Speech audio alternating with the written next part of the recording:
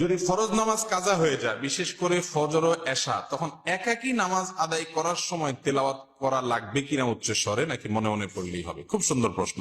একাকী যখন পড়বেন তখন রাতের নামাজগুলো পড়লে উচ্চস্বরও পড়তে পারেন, আস্তে আস্তে পড়তে পারেন। দিনের গুলো পড়লে উচ্চস্বর পড়বেন না, আস্তে আস্তে পড়বেন। তবে যেই নামাজ কাজা হয়েছে ওইটা উচ্চস্বরের নামাজ, সেজন্য আমি দিন হোক আর রাত হোক উচ্চস্বরেই পড়তে হবে এমন কোনো কথা, বাধ্যবাধকতা নেই। বরং সেটা করবেন না। দিনের নামাজ কি হবে? আস্তে আস্তে এবং নীরবে হবে।